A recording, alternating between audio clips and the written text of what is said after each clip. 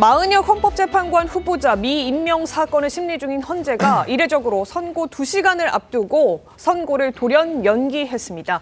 헌재가 명확한 연기 사유에 대해서는 밝히지 않으면서 여러 해석들이 뒤따르고 있는데 여당과 법조계 일각에서는 헌재 스스로가 졸속 재판을 인정한 셈이 됐다, 이런 비판을 내놓고 있습니다. 헌재가 왜 이런 판단을 하게 된 건지 국민의힘의 주장 듣고 와서 짚어보겠습니다. 헌법재판소의 이 갑작스러운 선고 연기는 사실상 헌재 스스로 절차적 흠결을 자인한 것이라고 판단합니다. 여러 부적절한 논란이 제기되고 있는 일부 헌법재판관들도 자진 회피하기를 권고합니다. 헌법재판소가 선고를 불과 2시간 앞두고 오는 10일 변론을 재개하겠다고 밝혔습니다. 오늘 조선일보 일면을 보면 헌재 급발진이 결국 문제가 됐다라고 지적을 했습니다. 신문 저희가 준비했는데, 자, 그동안 헌재가 구인체제 완성을 위해서 너무나 속전속결에 임한 것 아니냐 하는 비판을 지적한 기사 내용이었습니다. 윤기찬 변호사님, 헌재가 스스로 본인의 문제를 본인이 인정한 걸로 봐도 괜찮습니까? 사실 좀 죄송하지만 중구난방이에요. 중구난방입니까? 그러니까 이 재판 심판 진행 절차가 사실은 일반 법원 절차에 비춰보면 굉장히 예상하기 어려운 절차로 진행되고 있거든요. 네. 예를 들면 지금 갑자기 변론 재개를 한 부분도 원래는 당사자가 변론 재개 신청을 했을 때는 또 안 해줬단 말이에요. 기각했었죠. 네. 그런데 갑자기 또 직권 변론 재개를 했고요. 또 문제는 뭐냐면 변론 재개를 할 때 보통 재판부가 당사자 등에게 성명 요구를 해요. 이러이러한 것을 할 테니까 내가 그래서 변론 재개한다라는 성명 요구 사항을 발송하면서 변론 재개를 하는데, 이건 그냥 덮어놓고 변론 재개를 했단 말이죠. 네. 따라서 이제 이게 이제 일반 재판 절차 같으면 변론주의라 그래서 당사자가 주장하지 않는 부분은 판단할 수가 없거든요. 근데 헌재의 경우에는 본인 스스로도 직권주의적 경향이 강하다라고 본인들 스스로 판단했던 거죠. 그렇다면 만약에 문제가 있게 되면 스스로 직권 판단하면 돼요. 네. 변론을 재개할 이유가 없는 거죠, 원래는. 그렇다면 이게 뭔가 같은 내부에서 의견 조율이 안 됐든가, 아니면 말씀 주신 대로 자체 내에서 해결할 수 없는 내용. 예를 들면 국회에서 어떤 그러니까 심판 청구의 요건을 충족하지 못한 사유가 발견됐거나, 뭐 이런 저희가 예상할 수 없는 또는 납득할 수 없는 절차 진행 내지 사유로 인해서 파행을 겪고 있다. 저는 개인적으로 그렇게 봅니다. 알겠습니다. 예, 사실은 이 변론의 필요성은 그동안 이제 최상목 권한대행 측에서 이미 여러 차례 헌재에다 요청을 했던 바가 네. 있습니다. 그런데 헌재 측에서 일방적으로 기각을 했고, 그중에 일부에 대해서는 3시간 만에 기각을 한 또 사유가 있었어서, 전례가 있었어서 졸속이다, 이런 비판을 받아왔었던 찰나에 결국에는 선고를 연기한 이런 상황이 초래된 건데요. 지금 송코 본부장이 지금 시점으로 본다면 일단 오는 10일에 변론 기회를 한번 주겠다, 이렇게 헌재가 지금 입장을 내고 있는 거거든요. 이 진행 과정은 어떻습니까?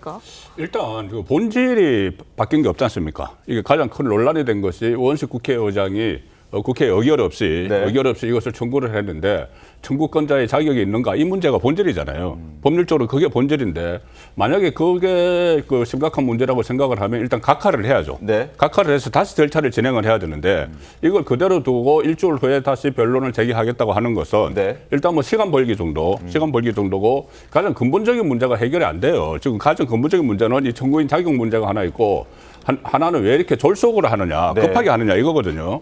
그러니까 한덕수 총리를 비롯해서 지금 9명이 직무가 정지가 돼 있어요. 예. 심지어 뭐 감사원장, 서울중앙지검장 다 직무가 정지가 돼 있는데, 그 직무를 빨리 풀어야지 국가 운영이 되지 않습니까? 그걸 놔두고 이것을 왜 이렇게 서둘러서 하느냐, 여기에 대한 또 어떤 해명도 지금 나오지 않는 상황이에요. 그러니까는 가장 핵심적인 부분 2가지, 청구권자 자격 문제, 그리고 왜 이렇게 졸속으로 하느냐, 이 2가지를 그냥 남겨두고 일주일 정도 연기를 했다는 것은 일단 시간을 벌고 여론의 동향을 한번 살펴보자, 그 정도밖에 안 되기 때문에 본질적인 문제 해결책이 나온 건 아니죠. 이 또한 졸속일 수 있다, 뭐 이런 지적을 하신 거죠? 그리고 한 번 정도 하고 또 변론을 말 건지, 그다음에 변론을 계속 할 건지도 지금 불투명한 상황이죠.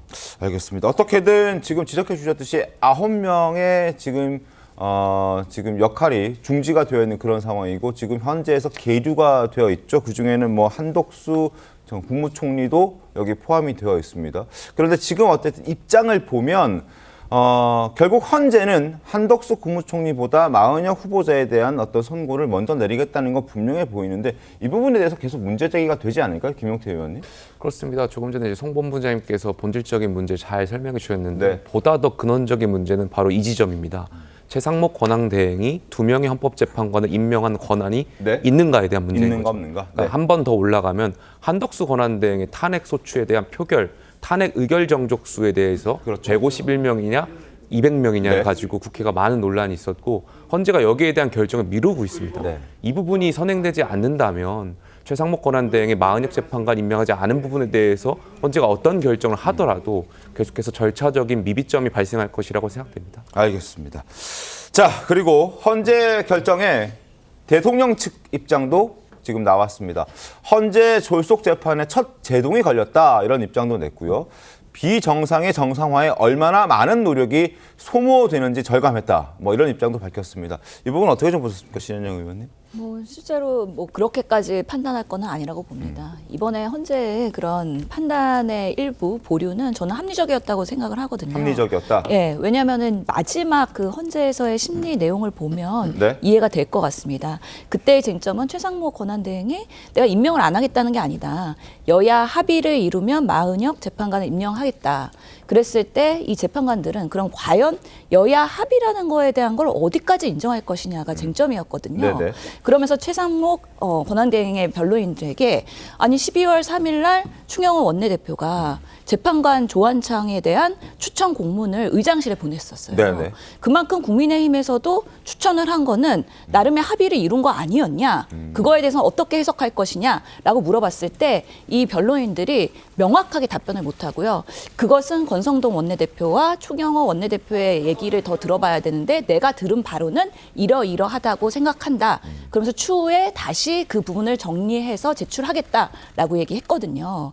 그렇기 때문에 그때가 워낙에 구정 연휴가 겹쳐 있는 시기였기 때문에 네. 제대로 된 그 상대방 특히 최상목 권한대행의 그런 주장에 대해서 충분히 재판관들이 조금 더 감안을 해서 그 부분을 판단하고 자료를 받아봐야 되겠다라고 한 거기 때문에 어제 만약에 어떤 결과가 나왔더라도 결과가 나오면 지금 엄청나게 국민의힘과 지금 윤석열 대통령 측이 공격하고 있지 않습니까? 그 자체에 대한 헌법재판관 사람에 대한 공격 그리고 그 방식에 대한 공격을 하고 있기 때문에 과정 관리에 있어서도 합리적인 결론을 도출하려면 충분히 최상목 권한대행의 그런 변론에 대한 부분을 감안해야겠다고 생각을 한 거여서 저는 그런 부분에서는 합리적으로 대신에 차근차근 변론을 추가하는 경우에 그 결과에 대해서는 국민의힘과 윤석열 대통령도 꼭 수용해야 된다라는 부분에 있어서 이게 뭔가 졸속으로 되고 아니면은 뭐 여론을 눈치를 보고 그런 부분이 아니라 충분히 이 법리의 판단을 하는데 좀 더 자료가 필요하다라는 부분에 있어서 기회를 줬다라고 판단이 됩니다. 예, 그러니까 신현영 의원님 말씀은 결론은 이미 헌재의 결론은 정해져 있는데 과정상의 이거 공정성을 조금 더 확보하기 위한 조치인 것 같다 이런 식의 좀 설명을 하시는 거. 결론이 정해져 있지는 않겠죠. 네, 좀 근데- 더 자료를 받아보고 진술에 대한 기회를 주려고 하는 거니까 그 다음에 판단을 하겠죠. 아, 그럼 결론은 아직 미정으로 보시는 거예요? 어제도 들리는 얘기에 의하면 재판관들 의견 분분했다고 하지 네. 않습니까? 충분히 그 부분에 있어서 만약에 우원식 국회의장이 권한쟁의 심판을 할 때 정말 국회 내에서 의결을 하고 해야 되는지 그렇지 않은지 이런 부분들이 정리가 안 됐다고 하면은 그것 또한 한번 들여다볼 사양이다라고 판단한 것으로 알고 있습니다. 네. 알겠습니다. 민주당은 그동안 이 권한쟁의 심판 청구에 대해서 인용될 걸로 예상을 하고 국민의힘에 대한 공세 수위를 더 높여왔습니다. 어제 헌재가 선고 연기를 결정하고 나니까 헌재를 흔든 국민의힘 탓이다 이런 주장을 내놨는데요. 목소리 들어보시죠. 헌법재판소가 마은혁 헌법재판관 후보자 임명에 관한 선고를 연기하기로 했습니다. 국민의힘의 헌재 흔들기에 최대한 절차적 흠결을 만들지 않으려는 헌재의 고심으로 보입니다. 반면 국민의힘 주진우 의원은 이런 주장을 했습니다. 인위적으로 만장일치를 만들기 위해서 돌연 헌재가 선고를 연기한 것이다 이렇게 주장을 했는데요. 이어서 들어보겠습니다. 문영배, 이미선, 정계선 재판관은 우리법 연구회죠. 정전미, 김영두 재판관 같은 경우에는 우리법 연구회 회장 출신이었던 김명수 대법원장이 지명했던 재판관들입니다. 마은혁 후보를 임명하는 결정을 하더라도 이분들 입장에서는 만장일치로 하고 싶은 거예요. 그냥 평의를 했을 때 그냥 표로 분류되면 그 표대로 그냥 결정을 해버리면 돼요. 근데 다시 변론을 제기하고 또 뭘 한다라고 하는 것은 시간을 버는 행위거든요. 저는 그게 이해가 안 됩니다. 네, 윤기찬 변호사님 지금 이 지적해준 것처럼 주진우 의원의 주장대로라면 그 지난번에 이준숙 전 방통위원장 사례도 있듯이 4대 4로 갈리는 상황을 조금 더 막기 위해 이 헌재 지금 내부 인사 문제이기 때문에 조금 더 신중하게 접근해야 된다. 그래서 평의 결과 전원에 웬만하면 동의를 얻는 결론이어야 한다. 이런 취지의 내부의 어떤 정무적인 생각들도 반영된 결론일 거다 이런 얘기하는 것 같거든요. 일단 첫 번째로 헌재가 단심제라는 게 문제가 있어요. 그러니까 저희가 재판 같은 경우에는 상급심에서 이걸 또 다시 판단할 것을 염두에 두고 조금 더 치밀하고 객관적으로 보는 그런 시스템이거든요. 근데 헌재의 경우에는 그냥 본인들이 판단하면 끝이기 때문에 네. 아마 그런 부분도 하나 있는 거고, 또 하나는 이게 그 권한쟁의하고 헌법소원 같이 병합된 사건이에요. 그러면 권한쟁의 심판에서는 5분만 만약에 국회 측의 요구를 인정을 하게 되면 그러면 이게 이제 거의 위헌이 되는 거죠. 그런데 헌법소원의 경우에는 6분이 해야 돼요. 그러니까 5분과 6분 사이에 사실은 차이가 좀 있는 거죠. 그런데 헌법소원은 아예 밀어버리고 권한쟁의만 변론 제기를 했다는 거죠. 그렇다면 헌법소원 6분은 아직 확보가 안 됐다고 보여지는 거고, 네. 5분 정도는 확보가 됐다고 보여지는 수가 있는 거죠. 따라서 주진우 의원의 저런 분석이 맞을 수도 있는 거예요. 5분 찬성, 만약에 4분 기각 이런 의견이라면, 3분 기각 이런 의견이라면, 이게 또한 나중에 대통령에 대한 탄핵심판 결과가 나왔을 때 진영별로 갈린 거 아니냐, 이런 의견이 있을 수 있기 때문에 저는 개인적으로 뭔가 조율해 가는 과정도 보기 좋지 않고, 또 하나는 심리가 다 끝났을 경우에, 뭐냐면 본인들의 평의를 계속 하잖아요. 그럼 심리가 끝났을 경우에 뭔가 재판의 결과를 다 결정하는 것이 2, 3일 정도 전이에요. 그런데 불구하고 이걸 그 당일날 다시 한다는 것은 글쎄 이게 재판에서 이런 일은 거의 없거든요. 이런 행위 자체가 국민들로 하여금 헌재의 결정에 대해서 과연 신뢰를 줄 것인가에 대한 의혹을 계속 키우는 거다. 그래서 2, 3일 전까지 선고문을 작성하지 못했다라고 보시는 건가요? 못했으면 그때 제기를 했어야죠. 그렇죠. 그때 변론 제기를 바로 받아들이는 형식으로 했으면 될 것인데, 지금 수차례 계속 그 피청구인 측에서 얘기를 했거든요. 그럼에도 불구하고 그걸 다 외면했어요.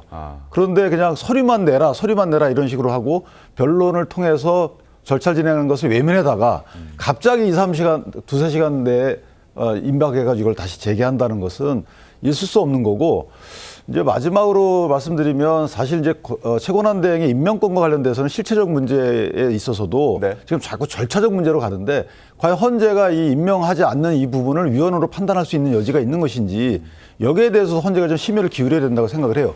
절차는 다시 보완하고 다시 청구하면 되잖아요. 나중에. 그런데 이번 헌재가 판례를 만들어야 되는 부분이, 과연 이게 그 대통령의 임명권에 대해서 헌재 재판관을 국회 선출한 부분을 임명을 보류하거나 또는 임명하지 않는 이 행위 자체가 위헌인지 여부에 대해서는 신중한 판단을 해야 되는 것이죠. 지금 이분들이 본인들 생각만 투영할 것이 아니고 앞으로 이게 어떤 영향을 끼칠 것인가에 대해서 심각한 고민 끝에 판단을 해야 되는 것이지, 그 절차가 뭐 소추권을 만약에 충족했으면 위헌으로 간다, 이런 부분도 섣부른 거예요. 알겠습니다.